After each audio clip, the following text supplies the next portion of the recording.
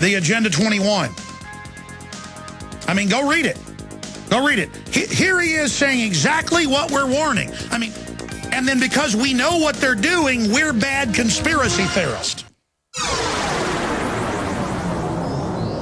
This is GCN. All right, instead of looking at fake threats to humanity like the terrorist threat, you got a better chance of being killed by champagne corks or honeybees, we're going to look at real threats to our society with a really well-researched gentleman coming up in the next segment.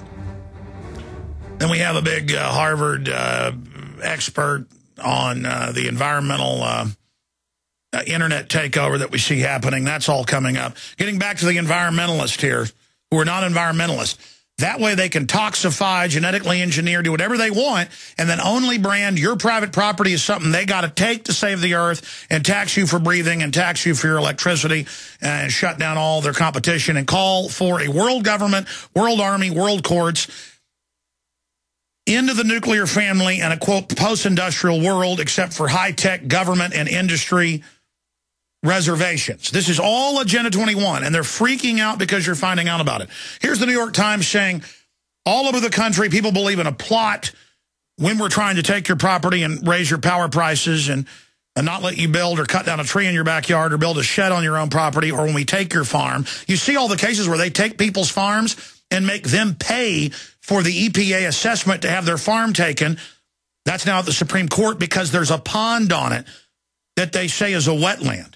In fact, now they're saying don't dig with bulldozers a cow pond because they'll come along and call it a wetland and take your property. I mean, they're actually doing it. Here in Texas, for the Trans-Texas Corridor, they took hundreds of thousands of acres and then sold it for restaurants and hotels on major highways, eminent domain, all over the state, and would say it's for the earth, we're taking it, and then sell it and put hotels on it and McDonald's.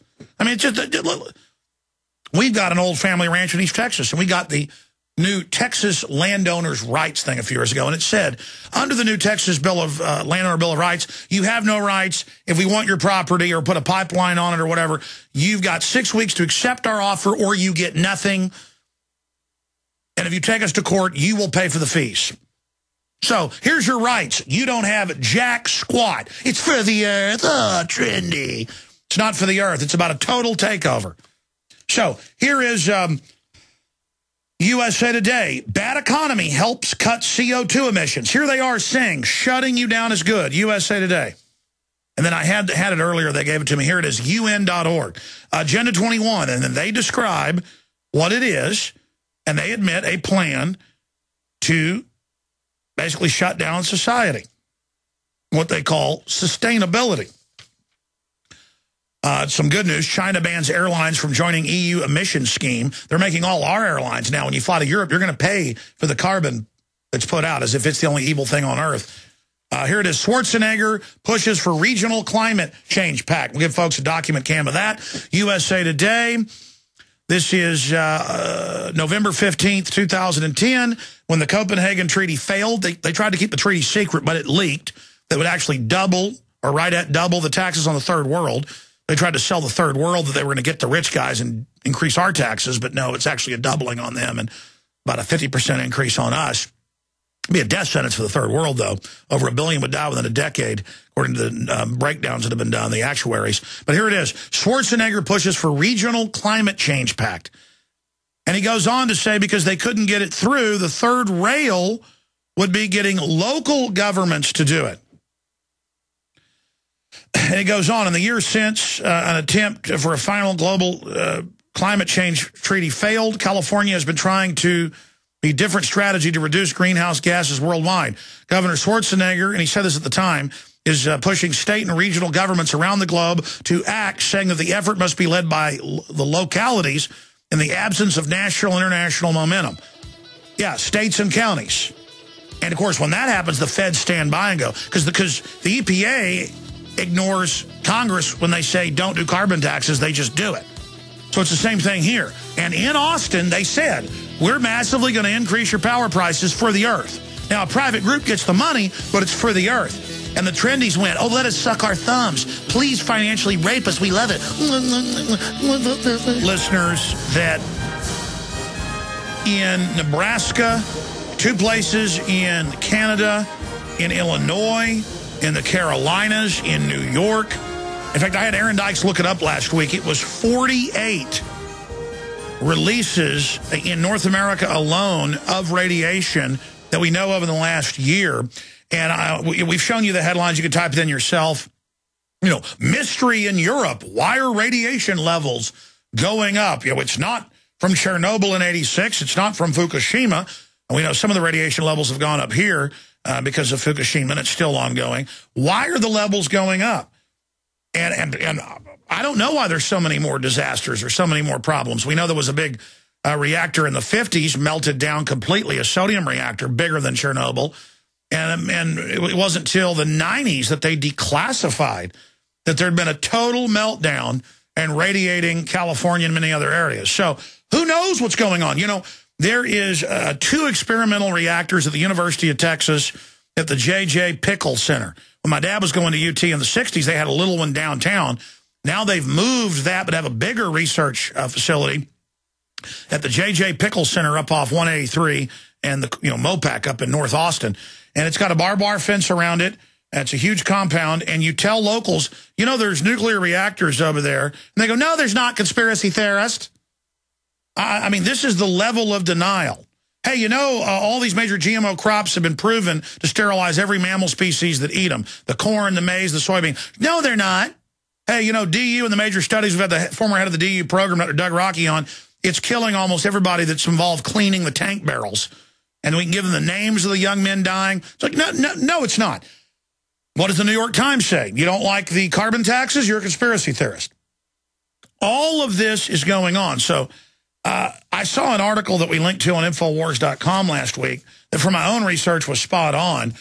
And so I thought I'd look at a few of the real threats. In fact, there was even a USA Today article that also saw Friday that said, you know, scientists worried about volcanoes because they're now learning that volcanoes aren't going off every million years or so like they thought. No, big ones are going off more often. We're getting hit by asteroids more often. It all brings into question the age of the Earth. I don't know how old it is. 4 billion, 1 billion, 10 million. I don't know. It's clear those scientists don't know. And asteroid strikes happen more often, just like whenever Saturn got hit by Shoemaker-Levy comet. All of that has really changed things. But I do know from the physicists, nuclear physicists, many others that we've interviewed over the years, when we've interviewed the director of the HARP program, that when there have been big solar flares that hit the Earth straight on, that the ionizing different types of radiation has caused all the power lines to blow up, power outages. This is even 100 years ago. So the question is, if a big solar flare or EMP was to hit, what would it do to the hundreds and hundreds of nuclear reactors? And you want to talk about a detailed report. I mean, it's long, but it's a quick read with maps, documents, cases where reactors have already had trouble that I didn't even know about, but went and looked up. It's true. It's 400 Chernobyl, solar flares, EMPs, and Nuclear Armageddon by Matt Stein. And going over his bio here, Matthew Stein is a design engineer, green builder. Again, I'm all for green building. I'm just against paying carbon taxes to foreign banks. And author of 2 best-selling books, When Disaster Strikes, A Comprehensive Guide to Emergency Planning and Crisis. Excellent book. I've read it. Put out in 2011. And When Technology Fails, A Manual for Self-Reliance. I haven't read that yet, but I ordered it. Sustainability and Surviving the Long Emergency. And again, I'm for real sustainability, not the counterfeit that means build 3 coal plants in China a week and we don't get to have any. We're just, or shut off our oil and ship it all to China and block new alternative energies from being developed. See, it's about a monopoly, but I'm digressing. Stein is a graduate of Massachusetts Institute of Technology, where he majored in mechanical engineering. Stein has appeared on every show you can imagine. And he's also a guest columnist for the Huffington Post. And he joins us to go over what real threats are, because they've got these hot dog people. Fox News took our headline and said, Homeland Security hires wiener watchers, the hot dog vendors, acting like everybody's a terrorist. You got a better chance being killed by champagne corks, honeybees, or deer jumping out in front of you. Look up the statistics. We've gone over them here.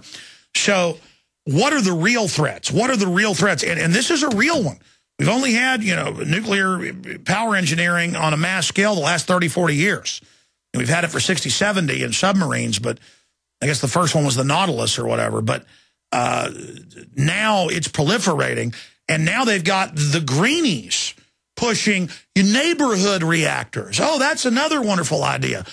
So we've got him with us for the rest of the hour, and then we have another guest joining us, Lawrence Lessig, and he's an expert on the attack on free speech and the internet and how Congress has been corrupted. But good to have you with us, Mr. Stein. We appreciate you coming on, and we appreciate your article. But please, break down as best you can what you put in this big paper. Okay.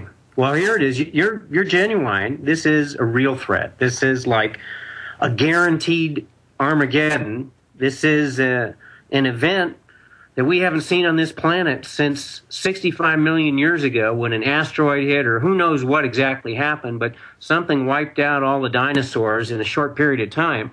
And this is a totally avoidable event. So here's the situation. Solar storms hit our planet fairly often. We've had, in the last 150 years, we've had about 100 significant storms. We had one a week ago where they had to reroute some Delta flights over the North Pole because of the ionizing radiation. This is basically when the sun burps, it gives like a huge mass called a coronal mass ejection when stuff from the sun gets launched out into space. Now, this happens all the time, solar minimums, solar maximums, but most of the time it's not aimed towards our planet. So it just goes off into space, no big deal. Now and then it hits our planet. Well, now and then it hits our planet really, really big. So back in 1921, there was a solar storm where it lit up the sky, blood, orange, green, yellow streaks, all kinds of things, all the way from the North Pole down to Puerto Rico and Haiti, and all the way from the South Pole to Samoa. So every place on the planet got this incredible light show, except for a narrow band around the equator. Now, back then when it happened, it was like no big deal. Nobody, very few, maybe a few people died. Some telegraph stations burned down. Penn Central Station burned down from induced currents that started fires. But there were no nuclear power plants. There was no microelectronics. There was no giant power grid. Well, fast forward to today.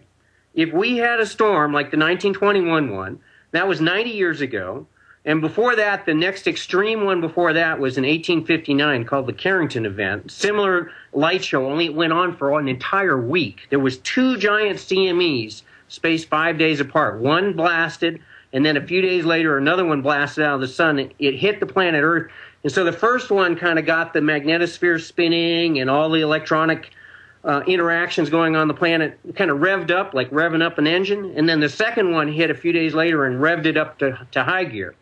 So if either of those happened today, we've got over 100,000 miles of high voltage, extra high voltage power lines uniting the grid in the United States alone, over 100,000 miles. So these power lines are going to act like a giant antenna, and they're going to take this energy from space that's been induced from these charged particles hitting our upper atmosphere, and they're gonna suck it up. And when they do, they're gonna send thousands of volts and amps down these lines. And there's transformers called extra high voltage transformers that they started putting into our grid in the late 60s, mostly in the 70s, 80s, and 90s. They upgraded the grid in North America. And what happens is when this grid gets zapped by all of this energy from outer space, then it's like the grid is operating on synchronized, it's 60 volts, 60 cycles, like all of our lights, everything's going at 60 cycles. It's going to totally fry everything and blow them out. As you said, you've got photos and news reports. When the power lines, the last time this happened, lit up red and melted. Or I guess those were just telegraph lines. What is this going to do? Yeah, this is going to be wild. This is going to blow the transformers. And when it does, now people say, well, can't you just go down, to the hardware store and buy a new transformer? Well, these transformers are like 300 tons each, and they're multi-million dollars, and they're all custom designed and custom built. So it takes 3 years now to buy a single transformer. Now, in 1989, we had a big geomagnetic storm, 1/10 the size of the 1921 storm, which was supposedly 50% less than the 1859. So 1989